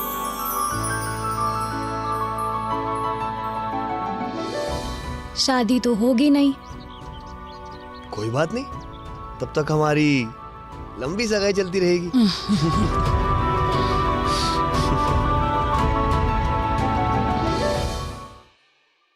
हमारी डिम्पा रानी हंसते खेलते हमारा परिचय गहरी सच्चाई से कराती है। आपको शायद हैरानी होगी, मगर डिम्पा रानी असल में एक डॉक्टर है जिन्होंने महिलाओं के स्वास्थ्य को अपना जीवन लक्ष्य बना लिया है। सुई के लगवाने का असर 3 महीनों तक रहता है और डिम्पा रानी की सबसे बड़ी बात यह है कि वो इस उपाय की आपको सही जानकारी देती है, जिससे आप पूरी तरह समझकर निर्णय ले सकें। इसके जो साइड इफेक्ट्स हैं वो भी विस्तार में बताती है और साथ ही ये भी बताती है कि इन साइड इफेक्ट से घबराने की जरूरत नहीं है, क्योंकि ये सामान्य है और हानिकारक नहीं होते। इनसे कोई नुकसान नहीं होता। पन्ना यानी हमारी आशा दीदी, इनके मस्त पिटारे से निकला ये उपाय दिन ब दिन लोकप्रिय होता जा रहा है। लोग कहते हैं कि कड़वी दवा पर चीनी का लेप हो तो वो आसानी से ली जाए, लेकिन हमारी डिम्पा रानी तो वो चमत्कार हैं जिसमें मिठास भी है और जो महिलाओं की जिंदगी में मिठास घोल रही है। डिम्पा रानी, आप आगे बढ़ो, हम आपके साथ हैं। कंडोम बाबा का ढाबा। जी हाँ, सही सुना है आपने। वैसे आपने काके दा ढाबा, लक्की का ढाबा, चिंटू का ढाबा ये सब तो सुना ही होगा ना, लेकिन कंडोम बाबा का ढाबा शायद हिंदुस्तान का ही नहीं पूरी दुनिया का पहला ऐसा ढाबा होगा। तो चलिए मिलते हैं इस ढाबे के मालिक से, यानी कि कंडोम बाबा से। कंडोम बाबा, सबसे पहले हम आपसे आपके ढाबे के बारे में कुछ जानना चाहते हैं। हमें अपने ढाबे के बारे में कुछ बताइए। नमस्कार, मैं हूँ कॉन्डम बाबा। ये है मेरा यानी कॉन्डम बाबा का ढाबा। ये मैंने नई होटल खोली है हाईवे पर, ताकि प्रतापपुर वासी और हाईवे पर सफर करने वाले दोनों को इससे फायदा हो। जी, लेकिन कॉन्डम बाबा, आपके इस ढाबे में नई बात क्या है? ये तो लोग ही बताएंगे। आइए भाई साहब, आप अपना नाम बताएंगे? जी माधव। माधव, तो माधव आप हमें ये बताइए कि आपको इस ढाबे का खाना कैसा लगता है? एकदम फर्स्ट क्लास मैडम, मन और पेट दोनों भर गया। और इस ढाबे की तो खास बात एक और है कि यहाँ पर उल्टा खाने वाले को टिप दिया जाता है। अब खाने वाले को टिप दिया जाता है, वो कैसे? वो क्या है ना मैडम कि 100 रुपए के बिल पे 2 महंगे वाले कंडोम बिल्कुल मुफ्त दिए जाते हैं, यानी कि दुविधा का भी समाधान और भोजन भी भरपेट। दुविधा का समाधान? मैं कुछ समझी नहीं, किस दुविधा की बात कर रहे हैं आप? क्या है मैडम ना कि हम दवा की दुकान तक तो चले जाते हैं कंडोम खरीदने, लेकिन यदि वहां से पहले से कोई ग्राहक खड़ा होता है तो थोड़ा शर्म आती है कंडोम खरीदने में। इसलिए वहां से लेमन चूस की गोली लेके हम सीधे घर चले आते हैं, और फिर बिना कंडोम के ही। जबकि मैडम ये हम जानते हैं कि ऐसा करना खतरे से खाली नहीं है। माधव, एक सवाल पूछूं तुमसे? अब बिल्कुल पूछिए ना। जब कहा नहीं जाता तो करा कैसे जाता है? डिपोट में खेत के लिए कीटनाशक की मांग छाती ठोक के करते हो, फिर कॉन्डम मांगने में शर्म क्यों? जी वो कॉन्डम से अनचाहा गर्भ नहीं होता, और ये HIV जैसे बीमारी को फैलने से रोकता है। जी हाँ, बिल्कुल सही कहा आपने, यानी कि डबल सुरक्षा और डबल प्रोटेक्शन। जी बिल्कुल सही। आइए हम आपको दूसरे से मिलाते हैं। जी जरूर।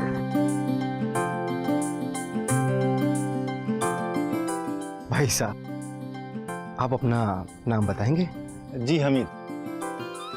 हमीद, तो हमीद आप हमें बताइए कि आपको इस ढाबे की सबसे अच्छी चीज क्या लगती है? खाने का तो जवाब नहीं, महंगा भी नहीं, लेकिन पर्दे के पीछे वाला कमरा वो बेस्ट है। पर्दे के पीछे वाला कमरा, ये क्या है? वहाँ तस्वीरें टंगी हैं जो ये बताती हैं कि कंडोम पहनने का सही तरीका क्या है, वरना जब डॉक्टर अपने अंगूठे में चढ़ाकर बताते हैं तो लोग कंफ्यूज हो जाते हैं। कई बार मैं भी हो गया था। क्या बात है हमें, इतना खुलकर तुमने बता दिया। कंडोम का इस्तेमाल करना बहुत ही आसान है, कुछ लोग नादानी में इसके बारे में गलत फहमियां पाल लेते हैं। जी बिल्कुल सही कहा आपने। कंडोम बाबा, एक चीज और मैं आपसे पूछना चाहूंगी कि आपने अपने यहाँ पर कंडोम के कुछ मेन्यू रखे हुए हैं जिसमें अलग अलग टाइप के कंडोम्स हैं। जी हाँ, जिसको जैसा चाहे वो उसका नंबर लिख के देता है, कागज के पैकेट में हम उसे डाल के दे देते हैं। जी, और हमने सुना है कि आपके ढाबे में एक परिवार कक्ष यानी कि फैमिली सेक्शन भी है। जी बिल्कुल सही सुना है, हम आपको उनसे भी मिला लेते हैं। जी आइए आइए। नमस्कार। नमस्कार। आइए। कंडम बाबा जी, ये है मेरी जोरू साहिबा और मैं संदीप। क्या बात है, पहले अपनी बीवी का नाम लिया फिर अपना। जी हाँ, इसे कहते हैं स्नेह समझदारी का और रिश्ता बराबरी का। जी बिल्कुल, शुक्रिया मैडम। संदीप, आप हमें ये बताइए कि आपका इस ढाबे पे कैसे आना हुआ? देखिए, हमारी नई नई शादी हुई है ना, इसलिए हम अपनी शादी की 3री सालगिरह मनाने यहाँ आए हैं। 3री सालगिरह? नई नई शादी की? वाकई आप दोनों बहुत ही खुशकिस्मत हैं। बाबा जी, हम अमीर तो नहीं हैं, पर फिर भी मजे में गुजर रही है। अच्छा, मुझे ये बताइए कि सालगिरह मनाने के लिए आपने ये ढाबा ही क्यों चुना? ये तो मेरे पति बताएंगे। जी मैडम, क्या है, हमारी अब तक कोई औलाद नहीं है। मगर घर वाले इसके बारे में कुछ कहते नहीं है? कहते थे, पर फिर मैंने उन्हें समझा दिया कि ये हमारा आपस का फैसला है, और वैसे भी अपनी मर्दानगी का सबूत मैं अपनी बीवी को दूंगा ना, दुनिया वालों को नहीं। अच्छा, तो हमने तय कर लिया है कि जब तक इनका फर्नीचर का नया बिजनेस सेट नहीं हो जाता तब तक हम बच्चा नहीं करेंगे, यही कोई 1-1.5 साल तक, इसीलिए हम यहाँ आए हैं। मतलब बाबा जी, पहले तो हमने आपस में सुलह की और उसके बाद ये फैसला किया कि आर्थिक स्तर से जब तक हम बच्चा पैदा करने के लिए तैयार नहीं हो जाते तब तक हम कॉन्डम का इस्तेमाल करेंगे, और इसीलिए आज हम यहाँ आपके ढाबे पर आए हैं। वाह क्या बात है। तो ये आप दोनों का फैसला था? बिल्कुल मैडम, हम तो घर के छोटे छोटे खर्चों पर भी खुल के चर्चा कर लेते हैं, कहाँ कितना खर्चा करना है, कहाँ कितना बचाना है, वगैरह वगैरह। और फिर ये तो बहुत इंपॉर्टेंट मामला है, इसके ऊपर खुल के चर्चा क्यों ना हो। और अंत में बाबा जी हम तो बस इतना कहेंगे, जय हो कॉन्डम बाबा की। जय हो, जय हो। बहुत खूब। काश हर दंपति की सोच आपके जैसी होती। और कॉन्डम बाबा आपका भी बहुत बहुत धन्यवाद। आपने अपने ढाबे के बारे में इतनी सारी जानकारी हमें दी, बहुत बहुत शुक्रिया। जय हो कॉन्डम, जय सुखी परिवार। तो ये था कॉन्डम बाबा का ढाबा। अगर आप भी चटपटा खाना खाना चाहते हैं और साथ में ज्ञान और फ्री के कॉन्डम्स चाहते हैं तो आपका नेक्स्ट स्टॉप यही है। वैसे ये सिर्फ ढाबा नहीं है, बल्कि स्वास्थ्य को लेकर हो रही क्रांति का एक छोटा सा नमूना भी है। कैमरामैन दिगंबर के साथ मैं पूनम, बी चैनल से। और चलिए मैं भी अब इस ढाबे के खाने का स्वाद चख ही लेती हूँ। बाबूजी, मैंने एक अहम फैसला लिया है। शुक्र है, अब तो शादी जरूर होगी। तारीख क्या तय की है? नहीं माँ, वो बात नहीं है। बेटे, हमें पूरा यकीन है तुम पर। तुमने जो भी फैसला लिया होगा सोच समझ के लिया होगा। बताओ क्या बात है? बाबूजी, मैंने तय किया है कि मैं इस साल सरपंच के चुनाव लड़ूंगी। क्या? एक बार फिर से कहना, तुमने अभी क्या कहा?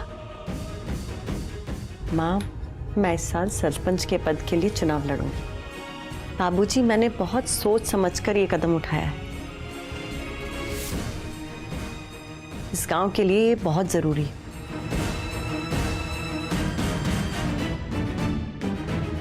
बेटे,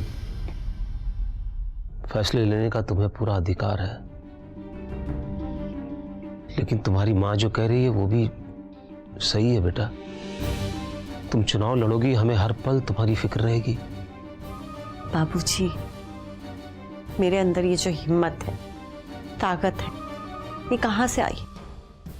आप ही की तो दी हुई है ना। और आज आपको ही इस पर भरोसा नहीं रहा। नहीं, हमें तुम पर पूरा भरोसा है बेटा, लेकिन क्या? एक तो आप बोलते नहीं हैं, और जब बोलते हैं तब सिर्फ स्नेहा की तरफदारी करते हैं। अब बाप बेटी ने तय कर ही लिया है, तो मेरे बोलने ना बोलने से क्या फर्क पड़ता है? मैं चली भोपाल, अब चुनाव के बाद ही लौटूंगी। सुनो, अरे सुनो तो, अलका। माँ, माँ,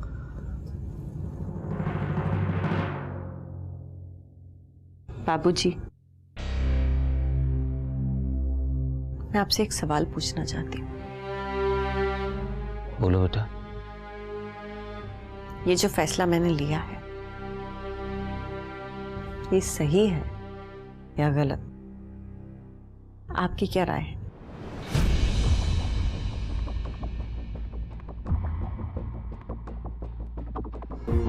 बेटे,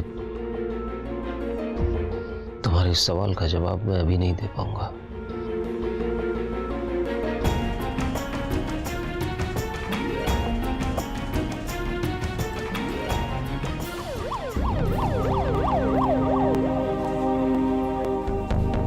दोस्तों, हमने ये प्रेस कॉन्फ्रेंस बुलाई है एक खास ऐलान करने के लिए।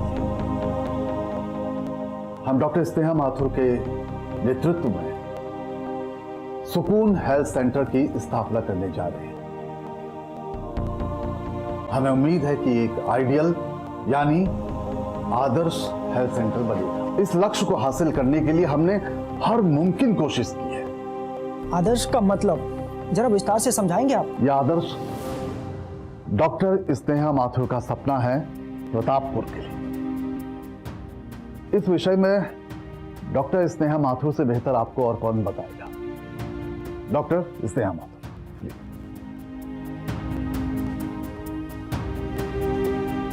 नमस्ते। आप लोगों का बहुत बहुत शुक्रिया कि आप सब यहाँ आए। डॉक्टर स्नेहा, ये प्रेरणा आपको मिली कहाँ से?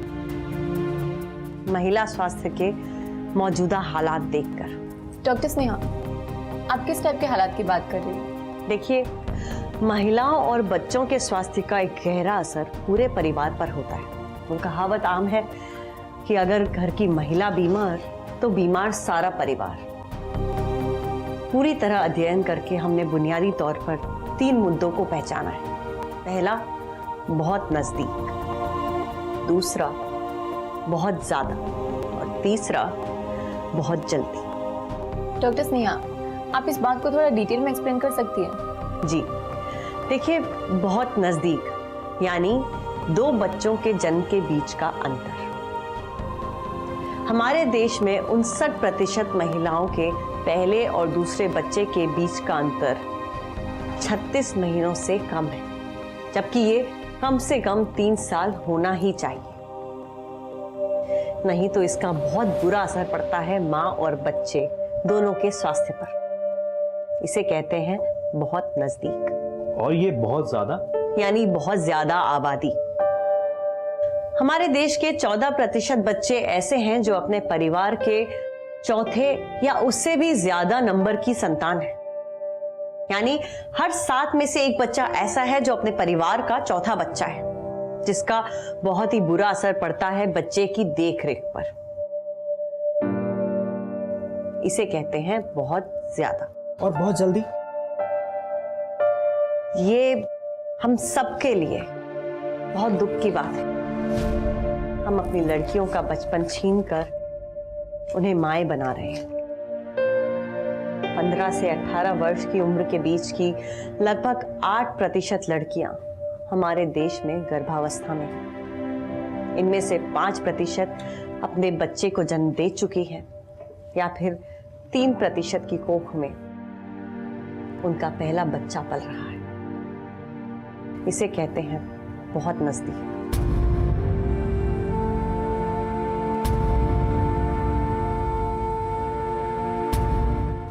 फिर तो कुपोषण को माल न्यूट्रिशन को खुला न्योता देने जैसा हो गया।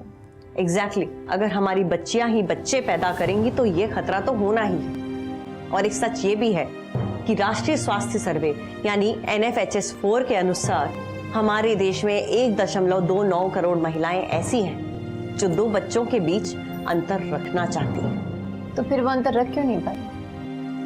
इसके 2 पहलू हैं। पहला ये कि गर्भ निरोधक के विकल्पों का ज्ञान उन्हें प्राप्त नहीं है, या फिर ये उनके लिए उपलब्ध नहीं। और दूसरा ये कि गर्भ निरोधक का इस्तेमाल करना है या नहीं करना है, ये फैसला उनके लिए अक्सर उनके परिवार के अन्य सदस्य जैसे कि सास या पति लेते हैं, और उसका गहरा असर माँ और शिशु दोनों के स्वास्थ्य पर पड़ता है।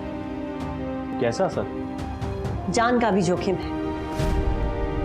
हमारी 1 लाख में से 130 महिलाएं ऐसी होती हैं जो गर्भावस्था के दौरान मृत्यु को प्राप्त होती हैं। हर 1000 में से 39 बच्चे अपने जन्म के 5 साल के भीतर ही मर जाते हैं।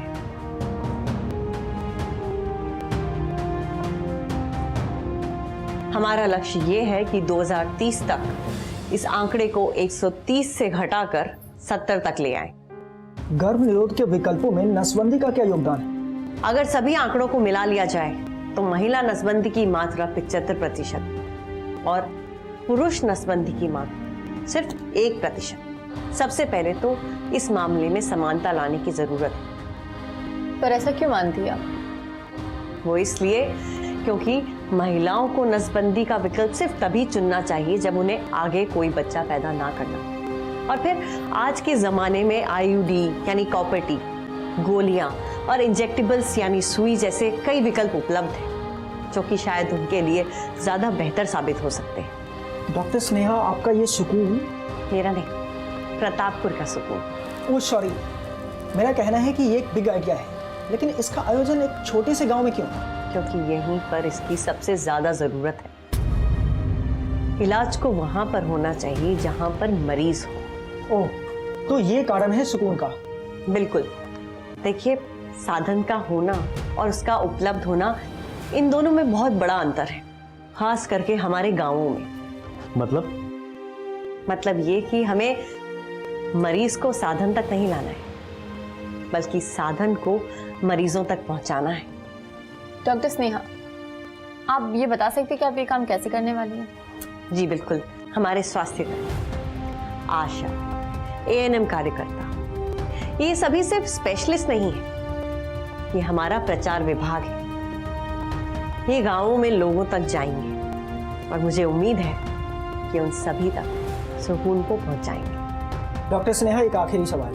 हालांकि ये सुकून से जुड़ा हुआ नहीं है, लेकिन किसी भी बदलाव को लाने के लिए जरूरत सिर्फ दिशा की नहीं है और नहीं संकल्प की, बल्कि जरूरत है कि ऐसे औपचारिक अधिकार की, एक ऐसे ताकत की। आप क्या कहना चाहते हैं? हमने सुना है कि आप सरपंच के चुनाव के लिए खड़ी हो रही हैं, क्या ये बात सही है?